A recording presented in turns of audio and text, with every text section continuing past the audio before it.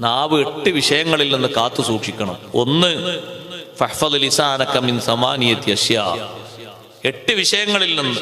ഒന്ന്, അൽ കദിബു, ഏറ്റവും വലിയ തലവനതാണ് കളവ്. കളവിൽ നിന്ന് നാവിനെ നന്നായി ശ്രദ്ധിക്കണം, സൂക്ഷിക്കണം.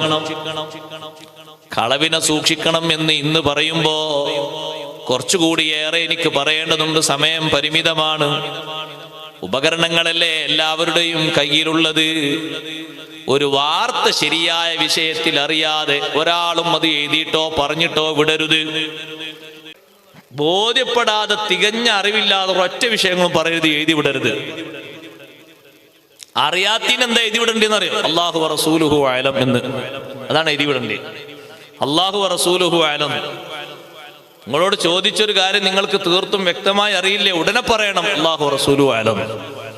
അനുമാനിച്ച് ഇങ്ങനെ ആയിരിക്കും, ഇങ്ങനെ ആയിരിക്കും, ഇങ്ങനെ ആയിരിക്കും, ഇങ്ങനെ സാധ്യത ഉണ്ട്, ഇങ്ങനെ ഉണ്ട്, ഒന്നും പറയരുത്. അത് ഇൽമിന്റെ ഒരു പ്രധാനപ്പെട്ട ഭാഗമാണ്. അറിയാത്തത് അറിയില്ല എന്ന് പറയാന്നുള്ളത്. നിസ്ഫുൽ ഇൽമു എന്നല്ല, ശരിക്കുള്ള ഇൽമു തന്നെയാണ് പറയണ്ടേ. ഇപ്പത്തെ ആൾക്കാരൊക്കെ ഫുൾ ഇൽമു എന്ന് പറയണം, നിസ്ഫ് പറഞ്ഞാൽ പോരാ. അതുകൊണ്ട് അറിയാത്ത ഒരു സംഗതി എഴുതി വിടരുത്. അതുകൊണ്ടാണ് കളവ് നന്നായി ശ്രദ്ധിക്കണം.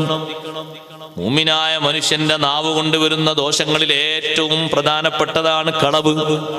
ഫഹ്ഫദ് ലിസാനക മിൻഹു ഫിൽ ജിദ്ദി വൽ ഹസിലി, കാര്യത്തിലും കളവ് പറയരുത്, തമാശക്കും കളവ് പറയരുത്. നിന്റെ നഫ്സിനെ തമാശയിലായിട്ട് കളവ് പറഞ്ഞ് ശീലമാക്കരുത്. അങ്ങനെയാകുമ്പോ നീ കാര്യത്തിലും കളവ് പറഞ്ഞു പോകും. കളവ് ഏറ്റവും പ്രധാനപ്പെട്ട രോഗമാണ്.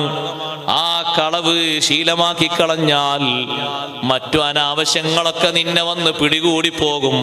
അതുകൊണ്ട് നന്നായി ശ്രദ്ധിക്കണം, നന്നായി സൂക്ഷിക്കണം. മറ്റൊരാളെ കളവാക്കുന്നതും നീ ശ്രദ്ധിക്കണം. നീ പറയുന്ന കളവ്, നീ പറയുന്ന വാക്ക് പൂർണ്ണമായും സത്യമാകണം.